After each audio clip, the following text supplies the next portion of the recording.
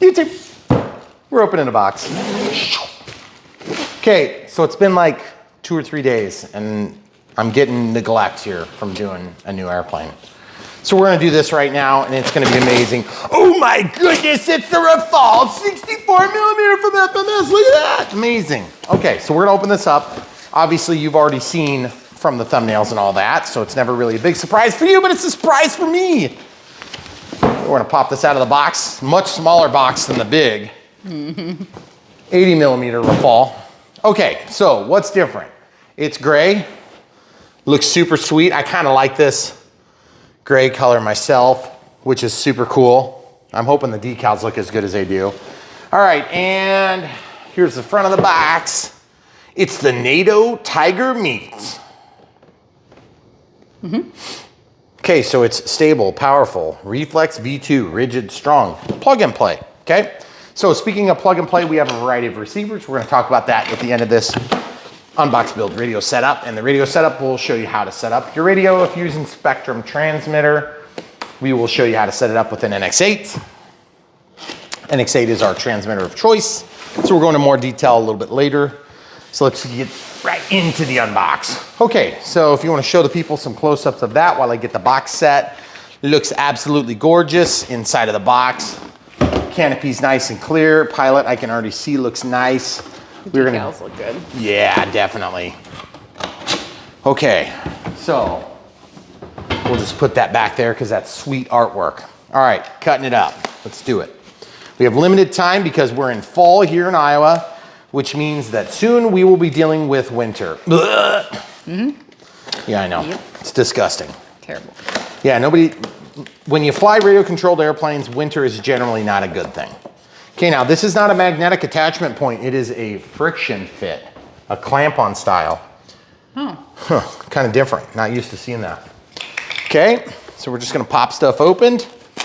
Got an instruction manual here, pretty sweet. Obviously, we don't do these reviews until such a time, or we try to do our best to not do reviews to where you're gonna be stuck not being able to order these sweet things. Okay, reflex book.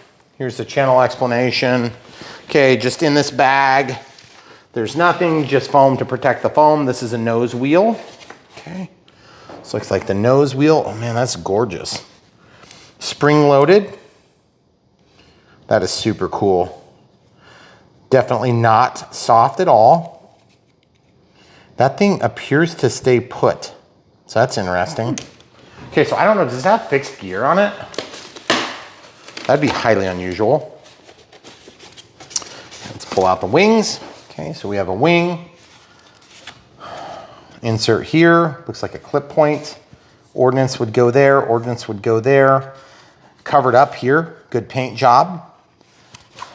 Got protections for the servos. Yeah, I wonder if it's a belly lander. I guess I didn't know this was a belly lander if it is. Such a short wing too, which is crazy. That's a lot smaller than the 80. A lot smaller, guys.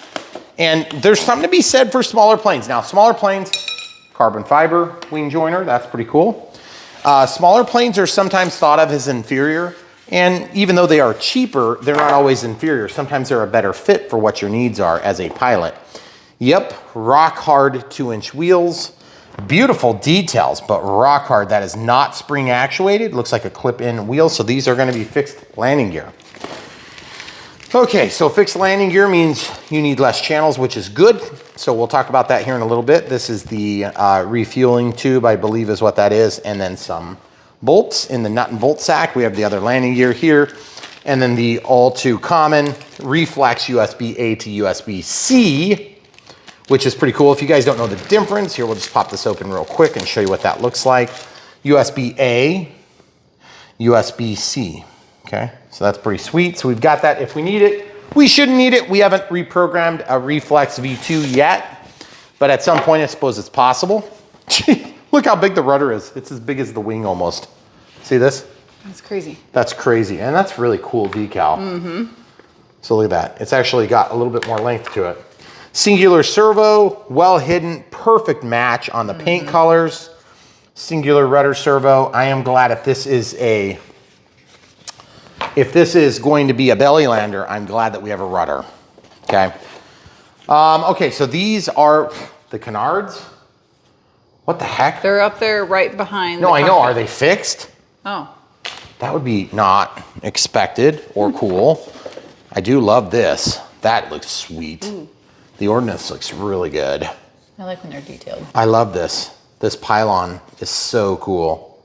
Yeah, okay, so we'll come back to that. So obviously, with this being an unbox, we're gonna unbox it and then we're gonna build it and we're gonna do the radio setup here. And that's what we do here on Brian Phillips RC. If you wanna help support us, just buy the stuff that we review or stuff that we reviewed before from the links in the video description below. You can get your very own, you can follow along with this video, and that's what many people have done in the past and in the current. That's really cool. Ordnance, these are drop tanks, of course. Okay, so we got 2 drop tanks with different decals. That looks totally sweet. Okay, so they'll be sticking to the outside. So just kind of taking stuff out as we go. That's what an unboxing is. I've always thought that unboxings are just kind of lame. It's just a good way for you guys to see that what you get out of the box is gonna be what you expect to get out of the box. Oh, the meat and potatoes. Here we come, guys. That is absolutely gorgeous. Wow, look at that. That's really light. I didn't expect that. Okay, so singular, meaning that there is one 64 millimeter EDF in there. Looks like a 12 bladed fan. Okay, and what is this thing? That must be a fixture on the real one. I don't even know what it is. See that plastic thing there? Someone will tell you in the comments. Yes, tell me in the comments. Pilot looks good. Instrument cluster looks cool. It's a little bit simpler. Hard to be humble. See that? That's weird. And the inlets are flawless looking. Man, look at the decals though. The decals really blend nicely. Mm-hmm. They really do. That looks cool. I don't know what that is, but it looks cool. There's the landing gear input. Oh, that looks so gorgeous. Plastic where you need plastic, but it's light still. Ooh, my antenna's broken. What the frick, people? Look at that. Broken antenna. Not acceptable.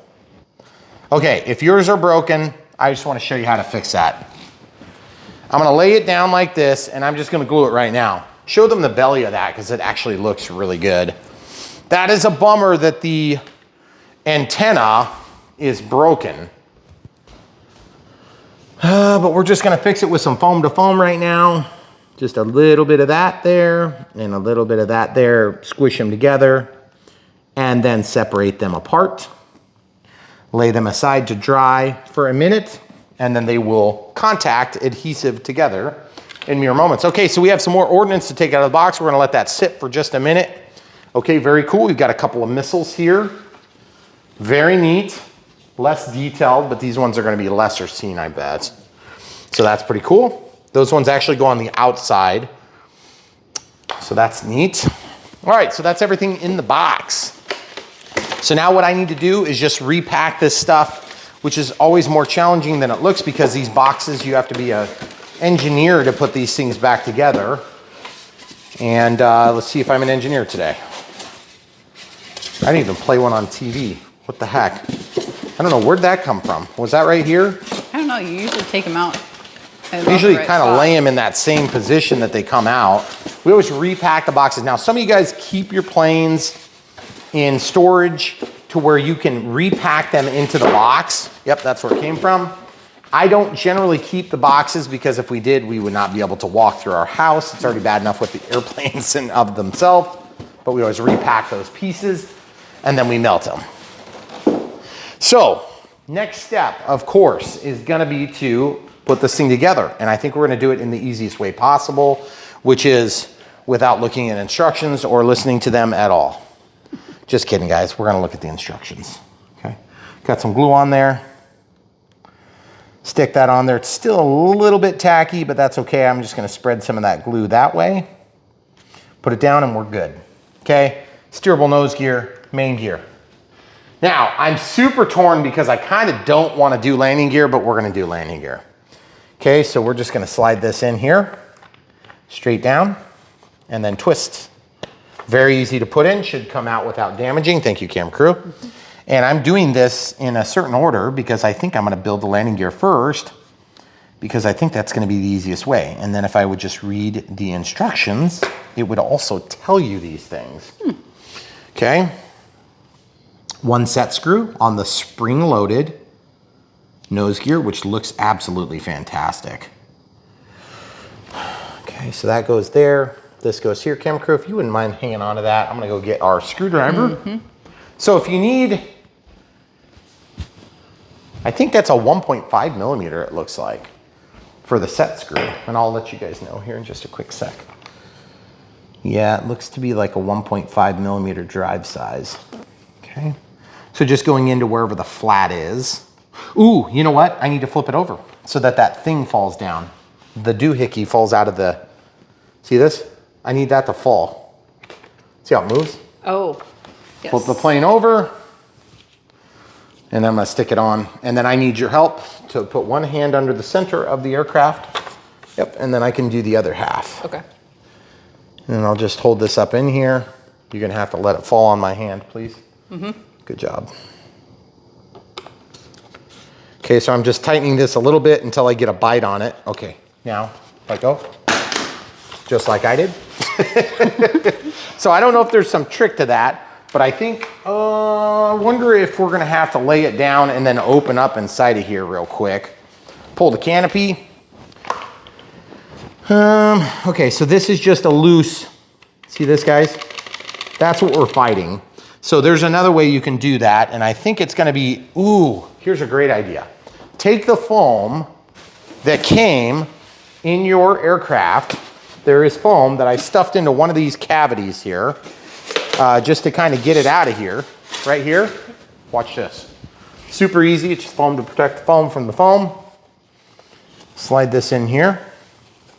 Just kind of stick that in there. Okay, and that'll just force the pin to stay upright. Okay, so once that's upright, then I can go like this. And just real gentle get it in there. Oop, my set screw is already set, so I gotta unset the set screw. Back it off a little bit, 1.5 millimeters if I didn't mention that 4 times already. Then we're gonna tighten it. Okay, let's see if we got it. Feel like we probably did, but now this thing is wanting to bite. Oh, got it. Okay, sweet. Oh, the landing gear do look really good for being landing gear. All right, so the next thing too I'm gonna do is I'm gonna cut this off, because if you stick it in there, you're bound to get it cut. So I'm just not gonna do that. Right? You a long ways up in there. You saying it wouldn't reach? XT60 installed on the main discharge lead. And this looks like the cheap kind of XT60, so that's kind of an unusual choice. And then we have a piece of Velcro here and some super high quality straps that are just in the way, so I'm gonna pull that off. And the next move I need to make is gonna be to get some shelf liner to stick on this, okay? So shelf liner is gonna go on that. We'll come back to that in mere moments. Okay, so this is the reflex. Everything is pre-wired. You just wire these into your receiver. Okay, so we have 1, 2, 3, 4, 5. Yay! What does that mean? Okay, we said we'd talk about receivers earlier, and we didn't until just now.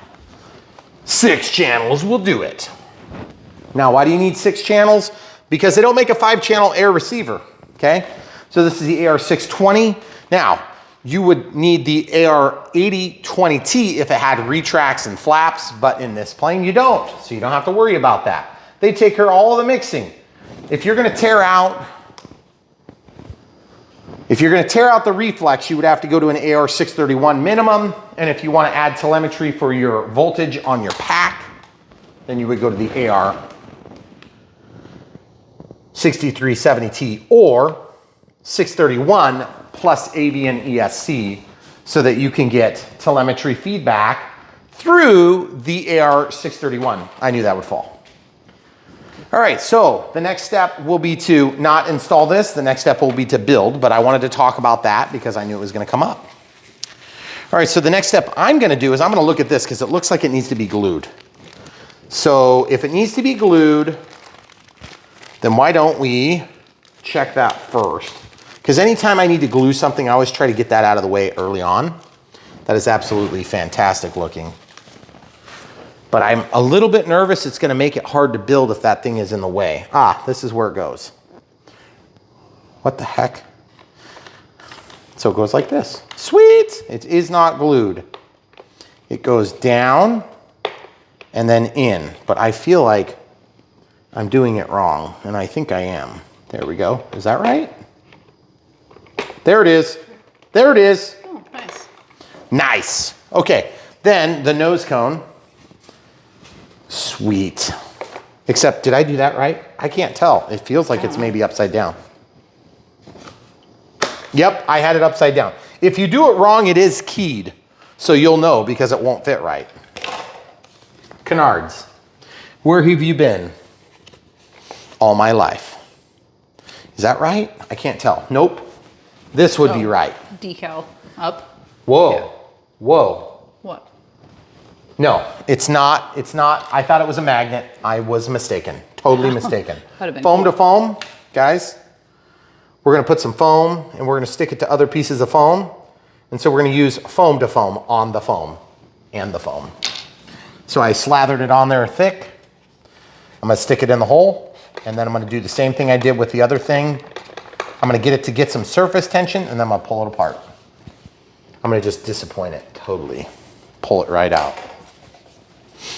Okay, so a little bit of foam to foam on the foam and the foam.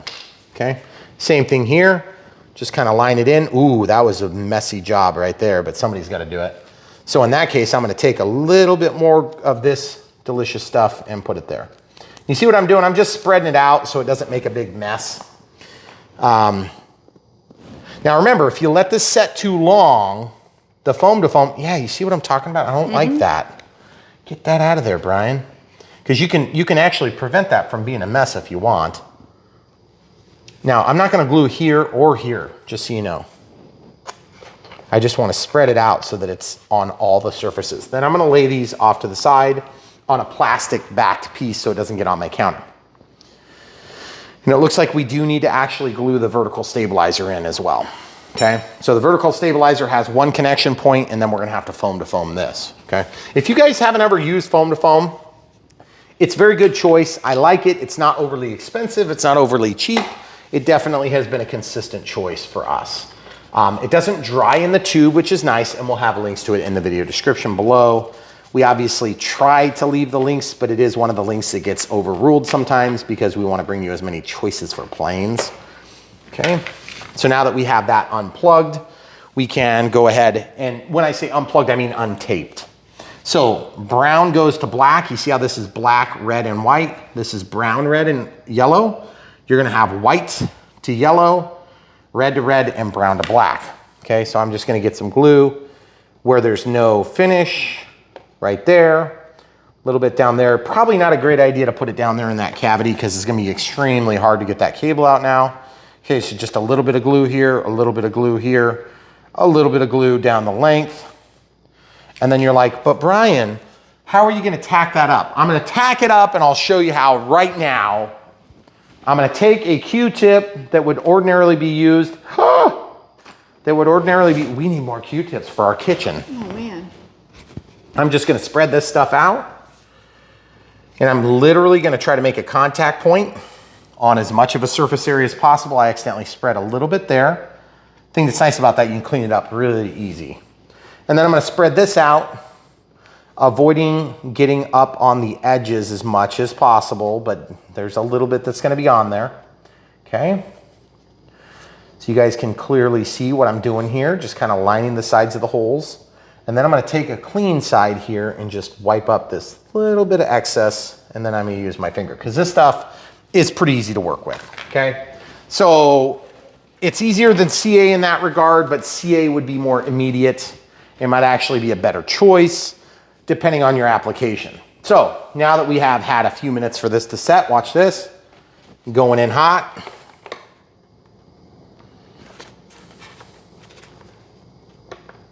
You guys see how strong that is? Isn't that intense? Crazy. Watch, okay? Going in hot. Okay, I'm just pressing it together. Now I'm letting go. It's in there tight, okay? So now we can just go ahead and lay this over here with the mess of receivers. We're gonna put those next to the bananas because I'm bananas for those. We're just gonna let them flop everywhere. All right, so now this one has to, you know, be very well mounted, but I can tell you that the longer you let that stuff sit up, the higher the risk of actually running into a problem you're gonna have, okay? And what do I mean by have a problem? What I mean is that if you let it dry too much, it can actually not slide at all.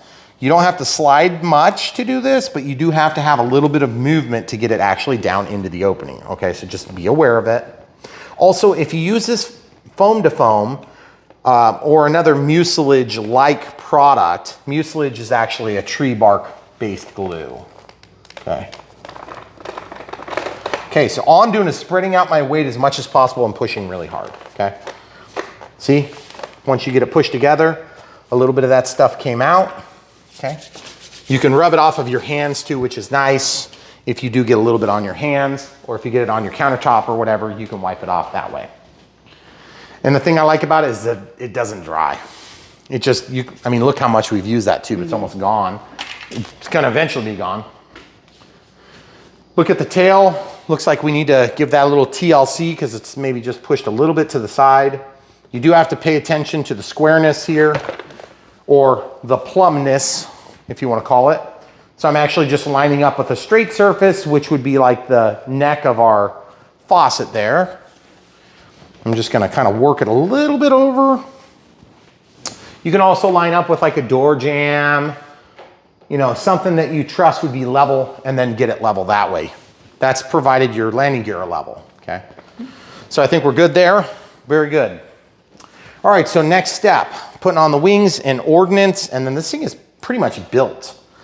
But unfortunately, it looks like we're probably gonna lose our light for flying, which sucks, because I really wanted to fly this thing tonight, because it actually has calmed down. We've had terrible weather.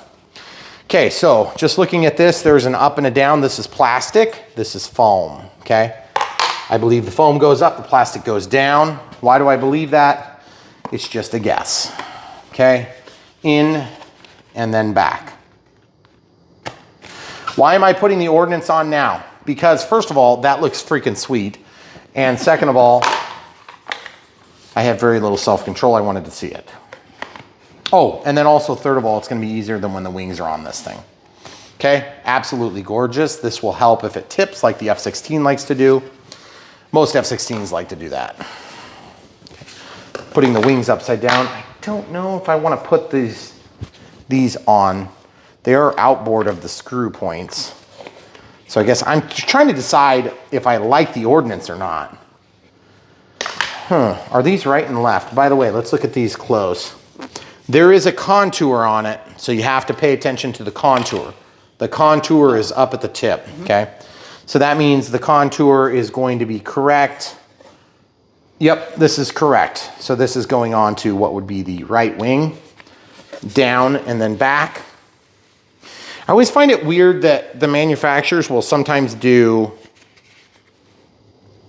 Ordnance that slides on, but then they have a glue-on tail. Kind of a weird choice if you ask me.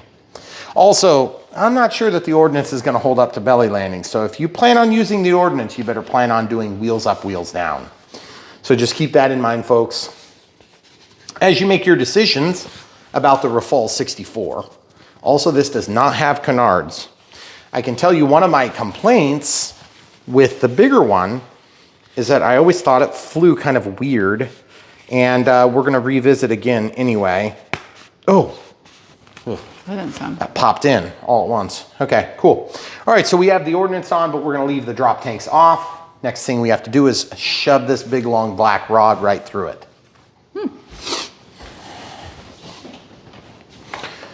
Okay, so the big long black rod right there. Oh yeah. Not very much penetration out the wings. Not very but big wing. not a very big wing, right? Good point. Now, you can see there's a wire in there. Oh. Good luck getting that without forceps. Yeah. Forceps or hemostats are definitely handy when building RC airplanes and other gear.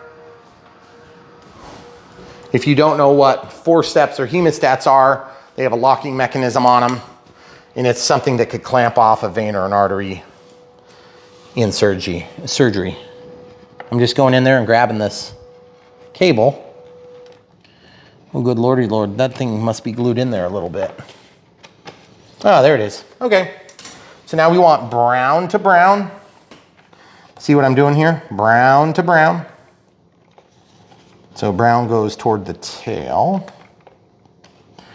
I'm just slipping it in. This has been a pretty stinking fast build, actually. Okay, slide this in.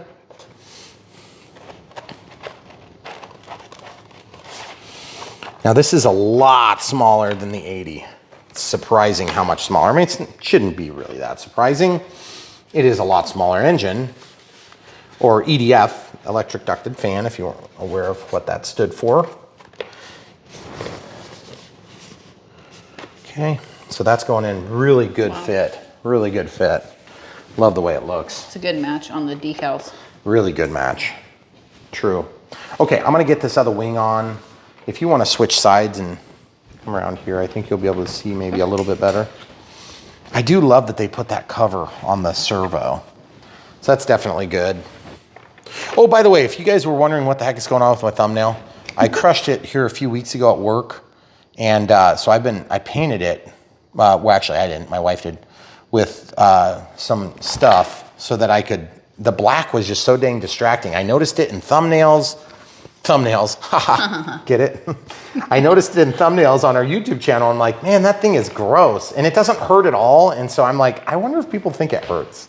Because like it doesn't, it hurt at the time really bad, but it hasn't really been of any consequence after the event. So I don't want to lose the nail. So we painted it with some gel moments. It is cracked. So gel moment. Yeah, it got squished really bad. It didn't break all the way across, so I hope I don't lose a nail, because like losing that nail would be weird for flying, I think. Okay, so click and click. It's nice that it has those retainers on the servo once they get buried in there. Yep, exactly. You don't have to worry too much about them then. Now keep in mind, we do have to flip this over, so like you might want to have a plane stand for the next few steps, but that looks absolutely gorgeous. I love the way the Ordnance looks. I hope this flies half as good as it looks, because it looks really dang good. I'm gonna throw that away. We don't need any glue now. I guess I'll just grab the plane stand. This is a plane stand. If you guys don't have one of these, they're kind of like a $20 commitment or $30 commitment. Just do yourself a favor, get one early so you can get the benefits of it over the course of a lot of planes. And you don't have to use it, but it is kind of handy, especially when you get into some of the bigger planes and if you don't have a helper. Okay, so I'm gonna try to lay this down. There are times when it doesn't work well, and now that I've suggested it, it's probably gonna be like this plane, because the refueling station is kind of in the way. But you know what, it's actually holding up, so I'm just gonna go with it. All right, we have this bag and the nut and bolt sack. Camera crew, would you fill my nut and bolt sack, please? Not very many in there. Well, I mean, you don't want too many in there. Okay, so we have a set screw here, which is probably a replacement for the one that was on the nose gear. So I'm gonna put that back in this bag. We keep all these things because someday we'll build an airplane out of all the spare parts. Oh, great. Just kidding, maybe. Okay, so this is obviously a 2mm because this is too small. And if you can read that, that says 2 somehow, okay? Sure. Yeah, exactly. I do kind of love the simplicity of this plane. The 80mm Rafale is significantly heavier and more complex than this plane. And sometimes complexity, hey, camera crew, can you hold right here? And I'm gonna push against the plane pretty hard. Sometimes complexity, not sometimes, all the time, complexity is the enemy of reliability. So, you can let go now, thank you. So if you're looking for a very reliable and simple plane, you'll find one in the same. If it's a simpler plane, they tend to be more reliable. Now that doesn't mean that, you know, you'll never have a problem. Okay, I need you to push in here. Push hard, hard, hard, hard, hard. Okay, good job. You got it. You can let go. Okay. That was pretty easy. Yeah. Sometimes the first penetration, you gotta really stick it to it. Yeah, it's true. Depends on how tight the pocket is. Well, I mean, if you haven't used it yet. That's right. You don't want to be super disappointed and, you know, like open up the box and realize that the hole's been used. All right. And it's already all stretched out. Frustrating. Yeah, it is. Well, it could be. All right, so anyway, more life lessons from Brian Phillips RC. You come here for the best. Obviously, here on Brian Phillips RC, we do like to bring you the best. And part of the way we do that is we don't pull any punches. We tell you the truth on what these planes are all about. Obviously, we love working with the brands that we work with, but that doesn't mean they're above making a mistake or a dud once in a while. So hopefully this isn't the first dud we've done for a long time, because we've had a pretty good run of it. We have. Ever since we stopped doing dynos. Let go.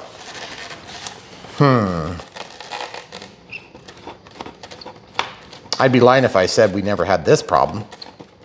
Okay. I'm gonna look down the hole. Guys, look at that hole. Does that look like it's gonna line up? I kind of wish you would have done it from where you were. Oh, sorry. See? So I'm gonna push this, and you see it takes quite a little bit. So I'm gonna take this, I'm gonna hold it with my finger, and then I'm gonna run it in at an angle. And I'm gonna hold down here and then push in really hard. And I'm just trying to get the first thread. Once you get the first thread, you're golden, okay? Now that the first thread is in there, where'd the other screw? Oh, I already started it. Yep. I'm gonna push this in. Oh, and I'm just like nervous that I'm gonna get that into a weird circumstance up there. We may have to renegotiate the nose again. See this? I'm gonna put that like that. I may have to take this thingy off. I hate undoing things in a build. Well, since it's not glued though. Yeah, you can, which is nice. Okay, so you see what I did? I just held this straight and pushed it in, and then the head is actually gonna go into this plastic. Now this is one of the refinements that we've seen here. This plastic is part of the plane, so it transfers the load to a much larger area. This is something we didn't get years ago. And when I say years ago, I mean years ago as in when we were doing it. Because we've been doing this for 8.5 years, 8 years. Almost 8 years. Almost 8 years, sorry. And we have literally thousands of videos to show for it. And so if you guys are ever curious about a plane and you're not sure if we've done it, just check out brianphillipsrc.com and you can see for yourself. Sometimes we've done them before you realize, and sometimes you're new to the channel and you just need some guidance. There's no flap here, so I'm gonna hold and I'm gonna slide back. Oh man, I don't like doing that. Oh, it's such a bad feeling doing that. You see what I'm struggling with? I can't get this down deep enough to actually slip into the crack. And I do not want to damage the foam, so what I'm trying to do is brace in such a way that I can slide. Oh man, it's just that feeling. I know that feeling and I hate that feeling. You see, there's nothing to hang on to, guys. Oh, that's such a bad feeling. That's such a bad feeling. I don't want to rip this thing off. And I feel like there's no other option if I was to slide that on. Is it possible I've got it on the wrong side? Why would they put the decals? Right. We'll try the other one and see if it goes easier. Okay. Then you would know. Okay, great. That's a good idea. So you're saying slide it in the other hole and see if it goes in easier. Yeah. Okay, challenge accepted. Usually work, but. Oh yeah! See, but now you know what it feels like. That was exciting. Maybe we should have done that off camera first. Oh yeah, it's in. Okay, very good, guys. Wow, that is light. That is so light, guys. Look at this. That is so light. Oh, I don't have a battery in there or a canopy. Well, but that does look totally sweet. I'm super excited about this. Okay, continuing onward. Oh, well, it's not gonna be light now. No, you ruined the whole thing. Obviously. Okay, so sliding this back on. Okay, I did not get it. That's kind of an odd. Gosh, there's a lot of weird angles you got to slip things in. I mean, it's fun. It's fun once in a while to slide it in different angles. I feel like this is the only way it's supposed to go, but yet it's not working. And I don't know what I'm doing. There we go. I got it. You have to go in deeper first before you slide it back. Wowzers. Okay. Yeah, buddy.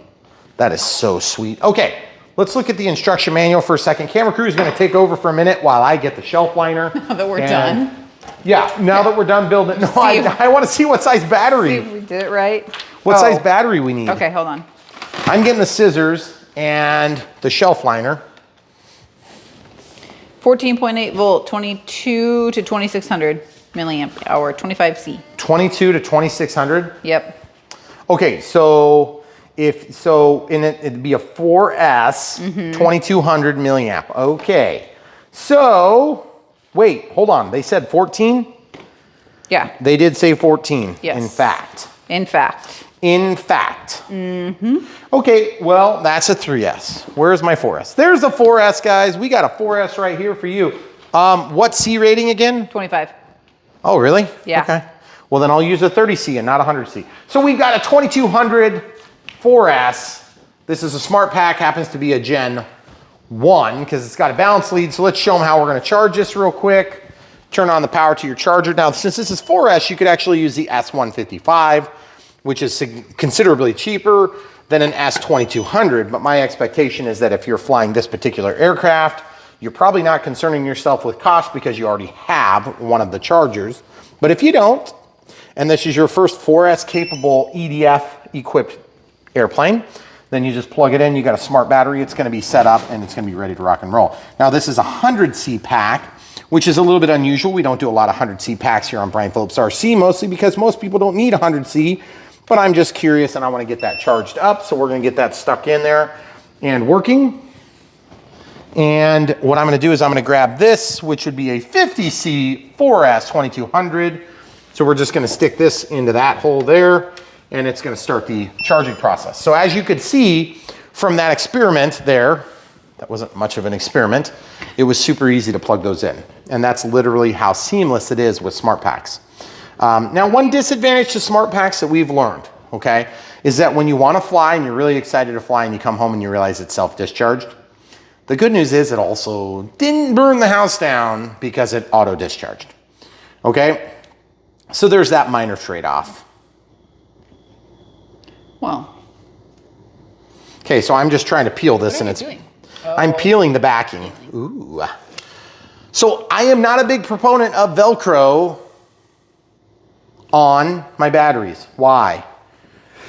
Because It's never in the right spot. it's never in the right spot and I want flexibility. So there's my flexibility, folks. And you're like, what the heck are you doing? That's shelf liner, like what you put in your shelves to keep your spoons from shifting. Exactly. Now watch this. See this? Look. It won't move. See this? I can't hardly move it because the more pressure you exert, the harder it holds. Okay? Until it rips off violently. So all you have to do is take that. One thing I don't like about jets, and you can show them from all the jets that are in the room, they always sit up like that. If you want to display a jet and keep it heavy, don't put a battery in it. Put like a screwdriver or something in it. Or like 47 Chinese screwdrivers. That's what's in the Cessna Longitude. Yep. I've got little Chinese screwdrivers in that to keep it that flat. down. Because that thing sits up like crazy. Okay, now that we have that, we can undo. These are high quality, really good straps, okay? And you're like, Brian, you really like those straps. Yes, I do. Because we've had crappy ones too, and it's a real pain in the neck. And it seems like it's gonna be not a big deal until you actually do it. And by the way, we've learned something, and I'm a little bit concerned about this plane. When it is hard to load a battery, you will not use the plane, okay? When it's really hard to load a battery, well, I shouldn't say it that way. Maybe not quite so definitive as I said. When it's hard to load a battery, you'll use a plane less if you're anything like me. Partly because we have a lot of choices and we love flying. I don't love forcing batteries into compartments. It's a pain. And if it's hard to load a battery, you're gonna tend to stray away from that plane. And it's so strange because it can be a super subtle thing, but I have learned from experience that it is a real thing, okay? So now remember, a big part of the reason why people come to Brian Phillips RC is because they wanna see the radio setup. So we're gonna get to that in just mere moments. So what we're gonna do next is we have to go ahead and figure out how the plane situates with the battery, okay? Because we need to know that we can load the battery, which is what we were just talking about. And because the receiver is not gonna be spatially aware, given that it's not a stabilized receiver. Now, mark my words, check my words, because if you're doing this without a reflex, then you do need it to be spatially aware.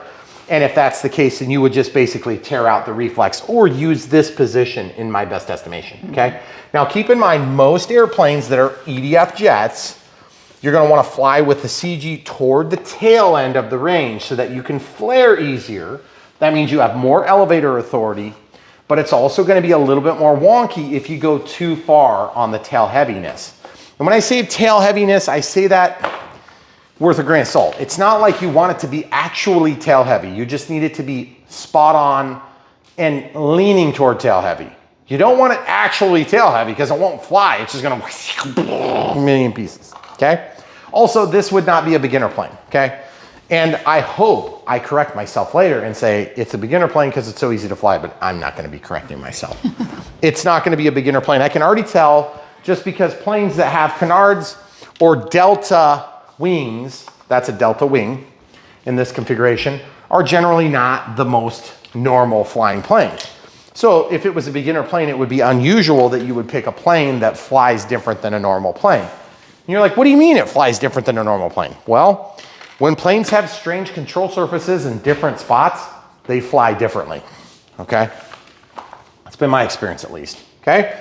Opening this up will help you guys understand the pros and cons, okay? Bind button, 1, 2, 3, 4, 5, 6, 7 plugs, 6 of which are ports, 1 of which is a battery input, okay? You don't have to use a receiver battery, but some people, I suppose, do. Generally, you get your power from the rest of the equipment. Okay, so this says ailerons. We actually don't even know what channel things are on. So what we're gonna do is we're gonna grab the transmitter and we're gonna start doing the radio setup as part of the radio setup and radio install. So we've got the NX8 over here. We've been using the NX8 and we have just recently run into a scenario where we ran out of channels, which is unfortunate, but it is part of the reality. We finally got to a point where we kind of almost need to have an NX10. The good news is the NX8 is set up almost exactly the same as the NX10, but you get some additional switches and you have more discrete channels, which is good. So, camera crew, if you wouldn't mind coming over here, we're gonna talk about this for a minute. Reflex makes things easy. It doesn't make things immediately simple. If you haven't ever worked with a stabilizer or a flight controller, it's not hard. All you have to do is plug in what they indicate to the receiver and then set up your receiver to operate a conventional plane. And then it does the mixing for all the different functions. Now, how do you know that? Because you can look at this right here in the manual. It says transmitter and model setup. So it says bank left, bank right, ailerons up. See this? And you're like, well, wait, does that mean you have to set up televons? Or does that mean you need to set up a V-tail, or not a V-tail, but a delta wing? No, the stabilizer will take care of that. You can plug this in with that USB-C cable. Interestingly enough, it's on the side of the unit, so you can't get to it, which is kind of stupid. Then you can actually change the settings, but you would have to actually cut an access hole from the side to get in or pull the receiver out. Or not the receiver, but the Reflex V2. Okay, so getting back to the point, so how do we do this? We turn on our transmitter, spectrum, hit the back and the cancel, scroll all the way down, add new model, create an acro, not a sailplane and not something else. Also, we will check the center of gravity shortly, but we have to get everything installed before we can do that. Also, this is a very small receiver and it's very light. If you ever need it even lighter, you can take this cabinet off and make it extra light, okay? So model select, that would take you back to where we came from. Model type, that's gonna put you in a position. I'm gonna make this so the camera crew can put her elbow down if she needs to. Model type is what we set. If you change that, it'll reset everything. Model name, of course, this is where you type in the name, 124 : space, and then we type in Dassault Rafale, which is a 64mm, so I can start typing that in right now and we'll come right back. I am using a legacy keyboard, full disclosure. Okay, so we got the name typed in there, and so now we're gonna go ahead and hit back. Always takes a few seconds for that to happen. Aircraft type, this is where you set your normal and your normal. And you're like, but Brian, there's not an elevator and everything. Yeah, that's true. Because the wing type, you can set up an elevon or an elevon B, but I don't think we're doing that. I think we do it as normal, and we'll check that theory later. Now I'm just gonna check this plane, and hey, look at that, that works. And we're not even gonna set up a flight mode, but you could set up flight modes. Now, when you have a strange wing configuration, sometimes you'll set up 2 flight modes, and you can set it up so that it operates either direction. But you don't have to do that on this because really you're fixed on what you're gonna be doing, since the canards are not actually gonna be functional canards. So, I mean, I'm a little bit disappointed to see that they're not functional, but to be honest, I didn't really like the way that the canards made the 80 fly because it's so different. So I'm hoping this flies more like a typical Aileron equipped or Delta Wing plane, because I've had really good experience flying Delta Wings, but you're not going to command and control the same different flight characteristics with the canards as they are, okay? Which, by the way, these things are glued on here. You remember how we glued them on? Mm-hmm. They are solid, solid. Okay, so we have a timer here. Did it say any times or anything? Mm-mm. If you do control throws, they do tell you what to set them to here. And I never do that. I do expo and rates. Okay, just looking through this real quick to make sure we didn't miss anything. I don't think we did. Mm-mm. Okay, so yeah, so it doesn't say anything about timers or any of that, but it does say where things plug in if you have to replicate this without information. But in our case, all we have to do, this is where it talks about the battery, 22 through 2600, okay, 4S, okay. And then over here, it talks about where to plug in your controls. But you may have noticed we didn't plug in a single one, which is really nice, guys. Mm-hmm. I love it when you don't have to plug them in. And it looks like we're pretty much good to go with the other stuff. Okay, so now all we have to do is go over to, well, let's set up throttle cut first, safety first. Setting it to switch H. You can see the throttle's not moving, which is good. And then verify it. Now it comes alive, put it back on, okay? Then we're gonna set up timer. We'll do a timer for 5 minutes. Make it active. Actually, that's way too long. Let's do 3 minutes. And then at 1 minute, I want voice. 20 seconds, nothing. 10 seconds voice for a countdown. And then tone and vibrate for expiration. And then a tone every minute thereafter.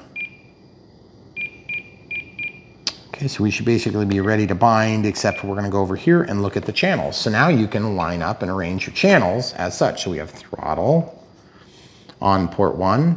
We have ailerons on port 2. We have elevator on port 3. We have rudder on port 4. We have gear on port 5. We don't have gear, of course, so we can use that for our selection of modes.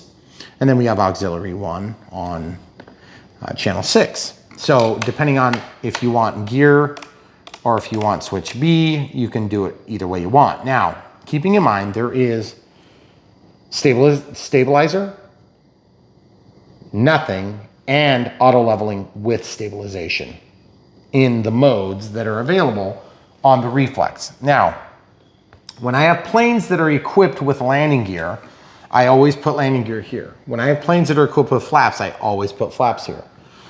When I have planes that are equipped with safe select, AS3X and the like, I always do AS3X off and then safe if it's an option, or just AS3X on, and then safe on. Or alternatively, reflex stabilizer on, reflex off, stabilizer and auto leveling on. Except whereas I don't have landing gear, then I use A. Now A is only 2 positions.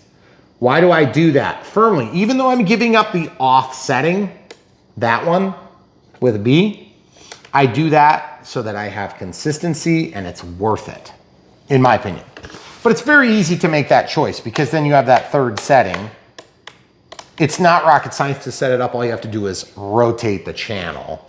Or it's not rotate, but what I'm trying to say is servo setup, travel, reverse the channel if it's going in the wrong direction. So like if you want stabilizer on here and it's actually here, then you just rotate the channel and you're done. Okay, it'll switch to different directions. Okay, so going back to monitor, now I can plug these in. This is super easy process. I'm just gonna grab whatever comes into my hand first. Elevator is the 3rd channel. So then you have to figure out where signal is, and it's kind of stamped there, but just take my word for it. It says S on the top there.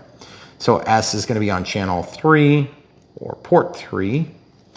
Actually both, channel and port 3. And then this is where cable management comes into play. because obviously you want to have your cables look nice. So this is auxiliary. So I'm going to go into channel 5 because I just as soon have it on switch A. And you can always make a different assignment, but without having to change anything. It's already set right, so I'm not going to change it. Okay, now this rudder is also going to operate the steerable nose gear. So I'm just taking the twist out of the cable. And this is rudder. So rudder is on channel 4. Okay, so the orange goes up because that's signal for us. Red is power, and then brown is ground. Okay, and then this is throttle. So throttle goes in, and you're like, why do you have throttle hooked up to a stabilizer? Well, because throttle is presumably a fail-safe function within the stabilizer. So I'm not sure how all they work that out, but it is definitely something that passes through ailerons. Aileron's supposed to be on, oops, I got that wrong. Aileron, oh no, aileron's channel 2. My apologies, I didn't have it wrong. Okay, so you can see we've got that plugged in. It's a very nice, clean package now. Now I need to roll this forward, don't get stabbed by one of the missiles there. So now that that's done, there's barely any room up there. So what I'm gonna do is I'm gonna take and just rotate this around. You may choose to put shorter cables on, or you may just choose to stuff it down in here like what I'm gonna do, and that's what I think is obviously going to be a very good way of doing it. Okay, so we just slip that in there until it's hopefully kind of stuck, you know, so it doesn't need to be fastened by anything. I always prefer to keep the install as clean and simple as possible. That feels pretty dang good. You can get to the bind plug, and it's not spatially aware, so it really doesn't matter that much. Then also these wires, if they become problematic, you need to be careful that they're free of the steerable nose gear, okay? So at some point we may have to tie these over to the sides to keep them out of the way of the battery and out of the way of the steerable nose gear.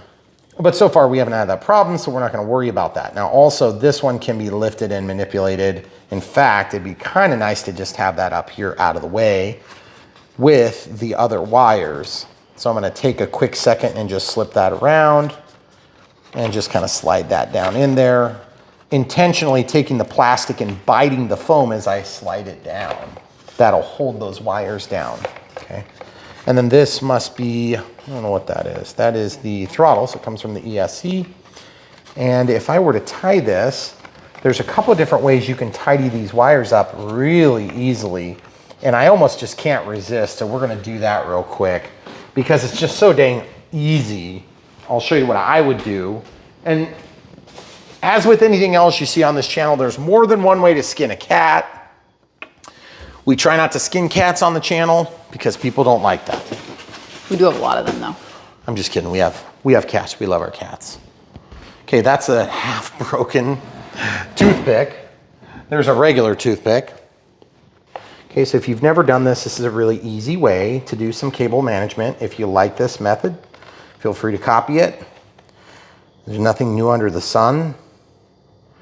And I'm sure somebody else has done this. I'm gonna take the forceps to help with this step. Oh wait, did we already put them away? I think I put them away, folks. So we gotta get them back out. What happens when you clean up as you go? Okay, forceps. Okay, so you see this? I'm gonna clamp onto them so I can control this. Really easy. I'm gonna put the wires right where I want, and then I'm gonna stab the foam at a steep angle. Okay. Then I'm gonna let go. And look at that, guys. Super, super easy, and it didn't come out of the foam on the other side, which is nice.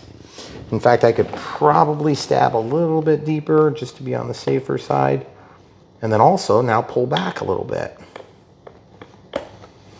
Because now I've got them trapped. See? The wires are trapped, but it's also accessible, and we like serviceability. I'm Brian Phillips RC. If you guys are new to the channel, we build stuff, then we fly it. We show you how to set up the radio, and then we also teach you some of the basics about flight maneuvering and all that sort of thing. But we do lots of different aircraft, lots of fixed wing, lots of helis, lots of quads, and then lots of ride-on equipment and different things like that that we get interested with. If you want to help support us, best thing you can do is buy the airplanes from the links in the video description below, which is down below. And it's super easy to do. If you don't find what you're looking for, you can go to brianphillipsrc.com And there's a good way to find and sort through thousands of videos that we've done on Brian Phillips RC. Obviously, it's hard for us to remember them, but we do our best to answer comments. It does take us some time anymore because we just can't ever seem to get caught up. All right, so we are ready to bind. Cool. You ready? Mm-hmm. Okay, so it looks like we're at 91% on this battery, 99% on this, and 82 on this. So I'll just go ahead and take the Gen 2 because it happens to be the one that's the most done. Not that it really makes a huge difference for our test here and our binding. So I'm gonna go ahead and undo these straps. Now the thing that's nice about these straps, they don't pull through, and they're also thick and strong, and they are not all thick and strong, believe me, folks. Okay, so I'm gonna pull this back through a little bit, and I'm actually gonna kind of half hook this first one. And that'll give me just kind of a pocket to work with. And then I'm gonna keep this one in my hand. I'm gonna put the battery in here.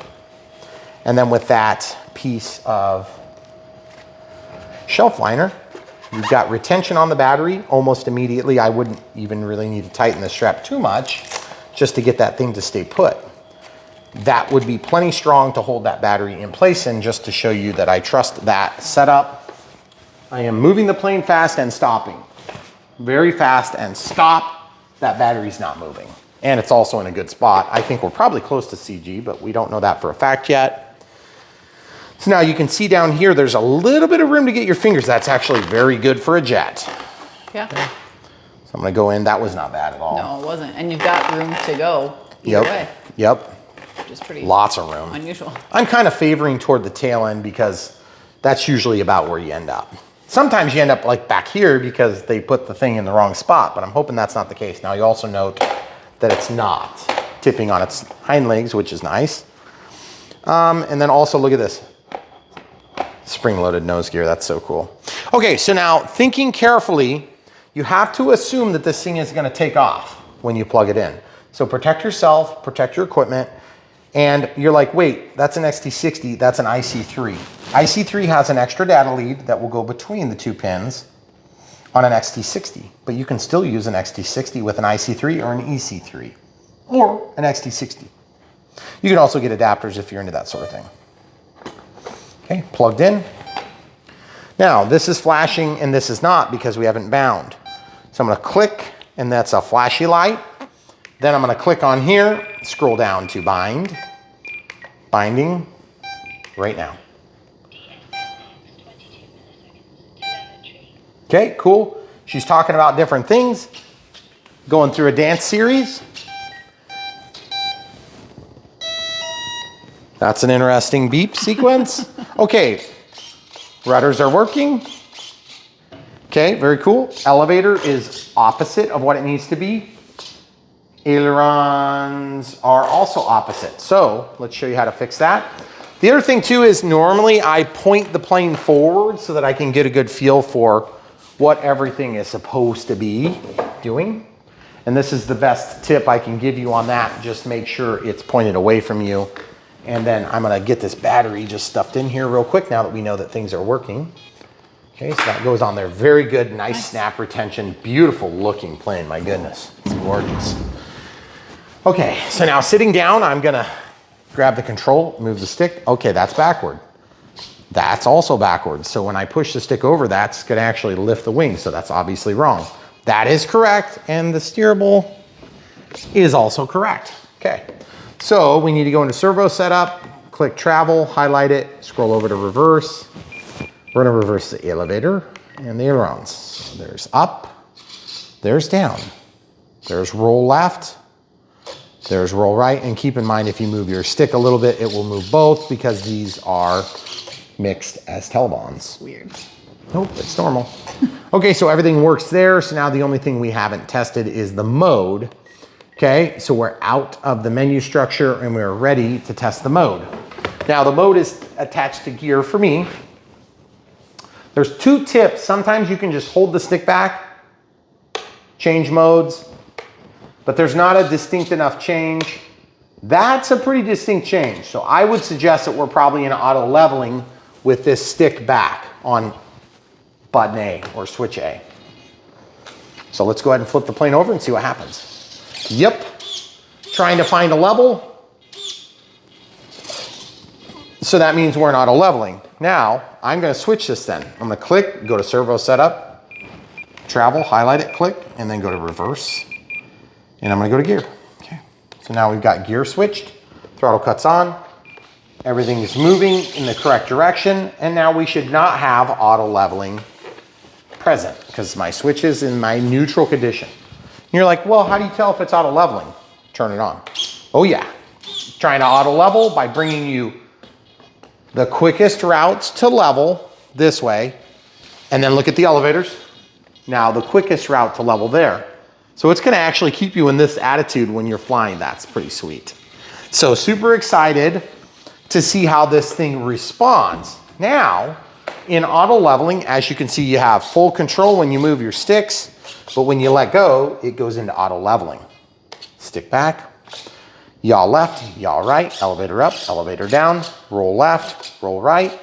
Very good. So everything is actually set, and this thing is ready to fly with the exception of the center of gravity, which we need to now test. So how do you test the center of gravity? If you haven't done this, or you don't know what I'm talking about, the center of gravity is where the plane pivots and it balances on that point. Now, Ordnance can sometimes make a small difference on model aircraft, but usually if they're well designed, you can have Ordnance on or off and keep and maintain your center of gravity, okay? Center of gravity is in the manual in this particular plane, but we'll read it to you right now. And we had it up on the page here, and I just kind of closed the book. One more. Yep, 90 to 100 millimeters back from the leading edge of the wing. And then we usually have to mark it with like a black marker, something like that.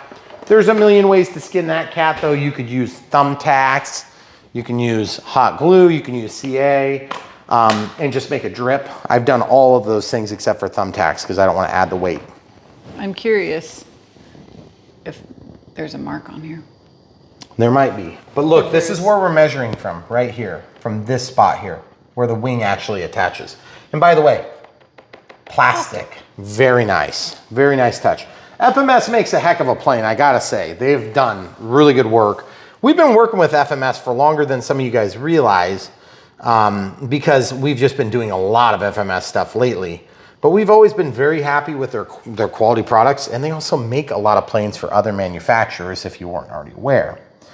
Okay, so one thing that's really nice about working with FMS right now is you can order this thing from the link and then you can have it in 2 to 3 business days. I mean, legit, depending on where you are in the country.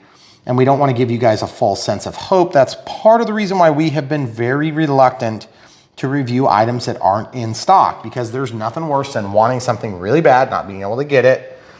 Yes, you can always order stuff that's out of stock and back order. And there are a few companies and websites that we would recommend back order on. And there's a lot that we wouldn't, because sometimes you don't know how long it's gonna be. If you can wait a couple of months, back order is usually a good idea. And FMS, Horizon would both be good sites where you could reliably back order an item with a high level of success, okay? Now, some companies won't even let you back order an item. Okay, so just so you know, I did pierce the foam. That's what I do on purpose. I always make a nice, very obvious mark. You're like, why are you marking that so big? Because I want to be able to see it without looking for it hard. Also, another tip that we have done for years on our model aircraft is, because we have quite a few of them. Oh yeah. We use mark. But we usually wait until we check the CG. So we know where the battery is located, right at the edge. I don't know if that's right yet. I mean, we could be lucky and it might be correct. Okay, so how do you test the CG? Usually you flip it upside down with the landing gear open in most cases, unless otherwise specified. I usually find the middle between the two holes.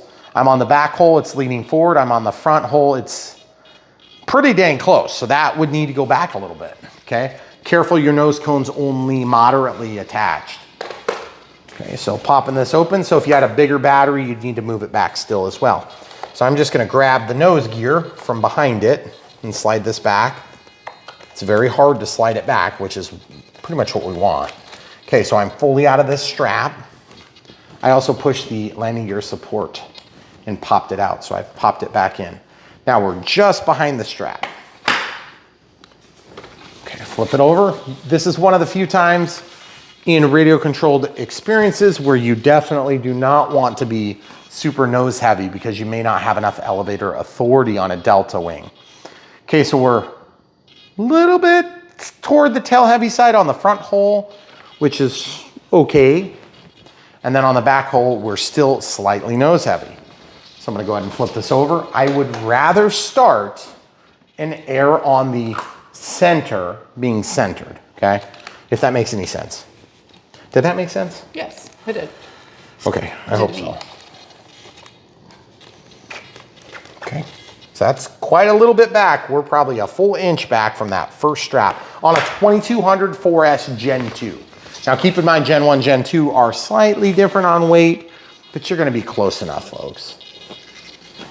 Okay, front hole, definitely tail heavy. Back hole, nose heavy. Somewhere in the middle, tail heavy. That's where I wanna be to start, okay? All right, so also the noise you hear, I'm gonna move the plane and look for correction. I'm moving the plane and looking for correction. And this is in AS3X, or not AS3X, but stabilizer mode. I'm gonna lift up the tail and look. Yep, they go up, they go down. Whoops. I lift, it goes up, it goes down. I lift, it goes up, I push down, it goes down. You want the control surfaces in stabilizer to resist whatever you're doing. So if it was moving forward, you could add some forward speed and imagine the airflow changing. But I'm just gonna grab this and spin it, and I can see it moving to my right and to my left. Pretty significant, pretty significant. Now up, pretty significant, down, pretty significant. Now lifting just the wing, significantly up, significantly down. Significantly up, significantly down. Can they see it in the video? It's super hard to see. Do you want to try and hold it? That seems Yeah, to be the this is only one of those time things you can ever where get it. I'm just gonna do the tail so you guys can see what I'm talking about. So I'm gonna line up with it, and I'm just gonna pivot the plane. See, and the only way for me to share this is to actually hold the plane and the camera. So now I'm gonna lift up this wing up. You see how it went up? See how it went down? See how it went up? See how it went down? See how it goes up? See how it goes down? Sorry, you're probably feeling sick now. Now look at the rudder. As I come toward myself, I'm gonna spin. See how it moves toward me, and no matter how many times I spin around, it keeps going forward. When I stop, it stops. Now when I go the other way, you can see it goes the other way. Hopefully that made sense to you. And I don't need to demonstrate every control surface so long as you have the 3 primary axes of control verified. So on a delta wing, that means you have to lift up the tail and both televons or elevons go up, or both ailerons go up, okay? These would be like an aileron, except that they happen to be the tail as well. All right, cool. So we have the CG worked out, at least for a good starting point. We may adjust a little bit here and there, but what I do now is I mark where the battery goes. So I just make a mark like this, and I want the lead to go forward. So I'm gonna just mark 2200, okay, milliamp hours, MAH. And it's not milliamp, it's milliamp. Milli as in millennial. Milli as in cent 1,000, okay? Yeah, don't ask me why milli stands for centi. But it's We didn't invent the We didn't metric invent the words. That's not metric. Okay, see that? That's not metric.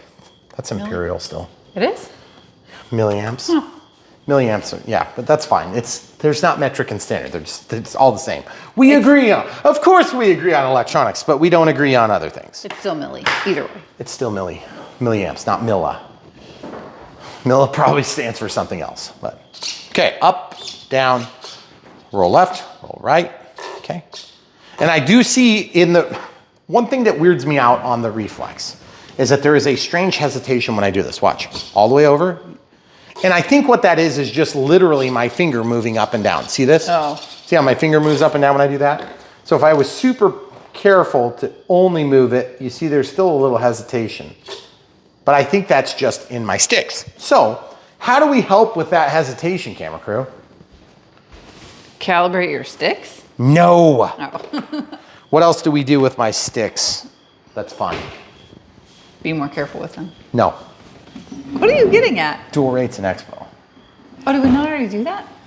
Watch, when I move this, when I jank this over, it's also controlling this surface, okay? Now this is true on a normal airplane, but you just wouldn't realize it because it's moving a separate surface. Right. But when you jank the ailerons, you may also be janking the elevator. So let's show the people how to fix that problem. Now, it may not be a big problem. It may be a very small problem, but it's still a problem nonetheless. If you jank it If you jank it's a it, well, maybe if you jank it then, Oh. you'd be better. Okay, so going back to dual rates in Expo. You can see there's aileron, elevator, and rudder, and that's it, right? Why only the three? We have flaps, we have gear, all that other stuff, because it only relates to the primary control surfaces, okay?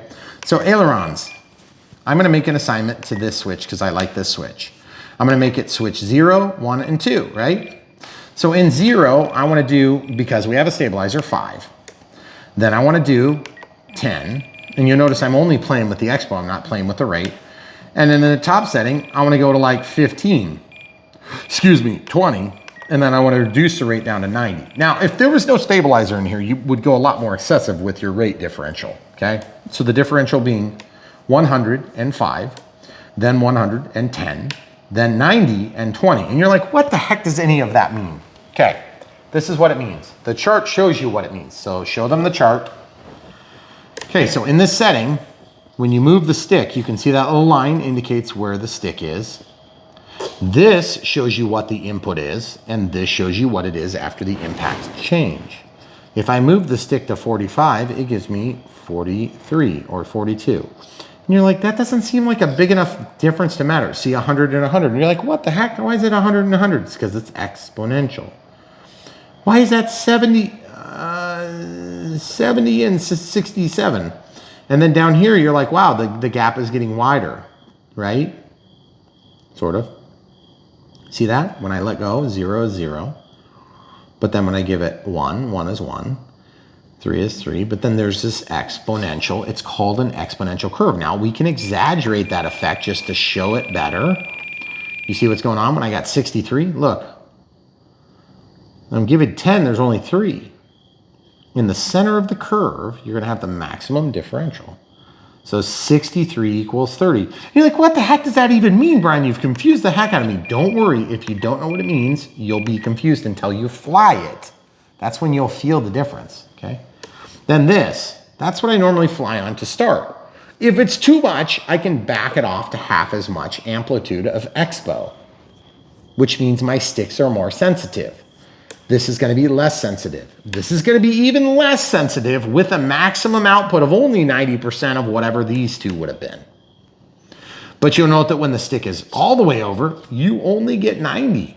But then in the middle, you still get a softened stick. That means that for every percentage in, you get less percentage out. Now, on spectrum, this is all spoken of in absolute value. Plus is normal Expo. Minus is reverse Expo, which means your sticks are even more intense in the center, which you might use for a 3D plane. 0 is a lot for me. Minus Expo, like minus 10, minus 20%, will actually make it more sensitive in the center. And you can do that if you like it. But just start with this, use it as a basis for comparison. Get it to the ground if it's not. If it's too touchy, you can get it to the ground. If it's not touchy enough, then you can make it more touchy to get it to the ground. And then you set your new middle to that setting, okay? Or to that setting if that's where you liked it. Okay, so now we're gonna replicate that on all 3 axes of control. I just happened to skip past the elevator. Okay, so now switch it to switch F, scroll in 5, then 10, then 20. Now, when you ask me questions like, Brian, what was your setting? I must have your setting. Okay. Why? This is a highly subjective matter. You don't have to have my settings for this. You can have them by following the video. And that's part of the reason why we do this in a video that's long. It's a long format video so we can teach you things as we go. If you already know the things, I apologize for the fact that there are newer pilots that watch this stuff, but I don't mean to waste your time, okay? Even though that is the end result, I realize that, guys. But part of learning is repetition, and part of learning is doing. If you get this and you download Bind and Fly Basic model profiles and you expect to become an expert at using this tool, you are grossly mistaken. You are wasting your time. You are wasting one of your best tools in your tool bag, which is the power of this programmable or customizable or configurable transmitter, however you want to look at it. And that's why we go through the process of teaching you how to get the most out of it. And when I say the most out of it, I mean the basics, and then you can build on that. This is a super simple model to set up. There's not much setup. We have throttle cut. We have some dual rates and expo. We have a mode switch. I mean, that's about it. We have a timer that starts when you go past 25%. This is all really basic stuff. You can clear it with this button. That's all built in by default. We have throttle cut. So, very basic setup. Let's test the throttle for real this time, which is super exciting. It's the first time you get to hear it in the Unbox Build radio setup. Also, I can't help but feel like, yes, my central antenna popped out again, okay? I'm thinking 3 strikes and you're out, because like that's gonna be in the way. I'm just not putting it back on. Okay. I don't really care. I like the 2 on the side a lot more than the 1 in the center. Yeah. Okay, so throttle, here we come. Throttle cuts off. That's only 16% throttle. There's 30.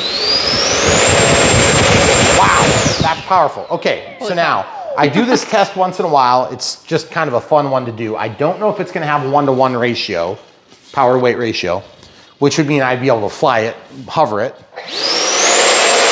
Ooh, it's close. Not quite there, but it's pretty dang close. Now, why is that critical? Because on a high alpha configuration, meaning with canards, a lot of times the planes are more capable of flying in a high alpha configuration. It's easier to do that before you hit a stall. I can't give a detailed explanation as to why, but I've heard it and it seems to make sense. So I'm just gonna go with it. I'm just gonna believe it and then talk about it that way. But when you fly in a high alpha configuration, what does that leave you close to? Stall. So you need power to get out of the hole so you can get out of a crash scenario. Now the other thing too is this thing looks like it's designed to belly land. But I like wheels up and wheels down, and also the landing gear look really nice on this. Big compromise is once you get that thing in the air and you're actually flying around, you're gonna wanna have no landing gear because it looks more beautiful. I can definitely tell you this, very easy to take the landing gear off on this. And also I must say, this thing is ultra detailed, super smooth. I think these simulate different access panels. Oh, I don't even see, this is the first I've seen of these little mold release thingies right here. Right here, there's just so much less of them now. It used to be that we had those all over the plane, and now we barely even see them. So all I'm gonna say is, even though my last experience with a Rafale was maybe not one of my favorite experiences, it's a beautiful plane, and I feel like this one's even more beautiful. It's got a really striking finish on the 80, but I love the way that this one looks. I love the way that it feels like it's gonna fly, and I love the Ordnance. It looks super good on there. We're probably gonna lose the drop tanks, I bet, for part of our flight, but I'm super excited to fly this thing, guys. Thanks so much for watching. If you wanna help support the channel, there's 3 or 4 different ways you can do it, and they're very easy. I'm gonna go over really quick, and I won't bemoan this too much. Like the videos, thumbs up. It really does help. Believe me, it does. Also, come back, watch more, obviously.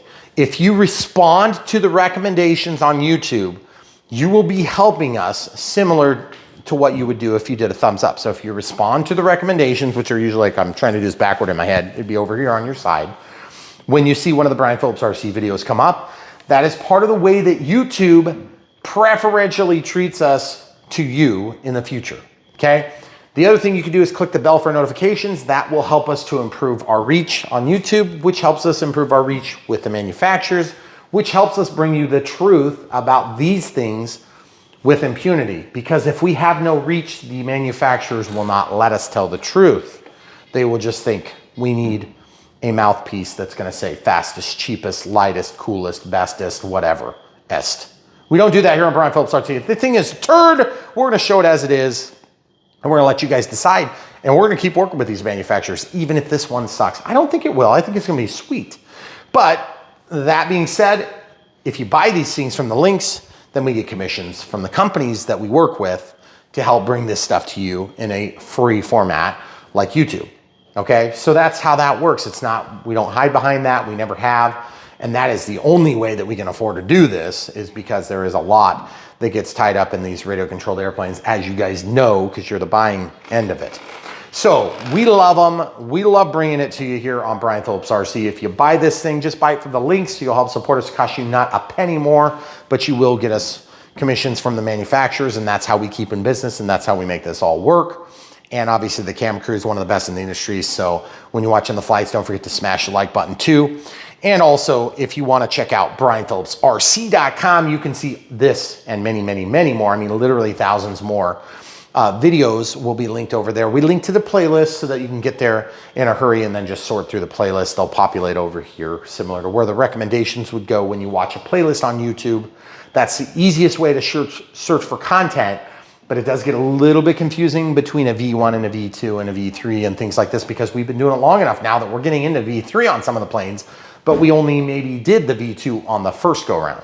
So we're trying to make sure that we communicate what version we're working on without, you know, overdoing that, because sometimes the V1, V2, V3, the difference is a livery, or a V2 reflex versus a no reflex at all, which we have done. We want to make sure that we're clear with you. We never really want to hide behind that. We don't want you guys to get the wrong idea. We love working with these manufacturers. We love our Spectrum stuff. Obviously, you know, I'm kind of a Horizon boy, fanboy. But at the end of the day, we know some of you guys are going to use OpenTX receivers, especially when there's a reflex available, to save a few bucks. We don't blame you. Maybe you're going to use Lemon. Maybe you're going to use Futaba. Maybe you're going to use something else. Whatever you use, we're behind you. But just remember, if you want the most help from us, we know Spectrum best, and that's why we kind of lean that direction. We have done OpenTX in the past, but only for a few planes, and I just couldn't get through. I was so dead set used to this that I've stuck with this, and we also have had really good luck with it. I know some of you guys have complained about problems, but we have had really good luck with it.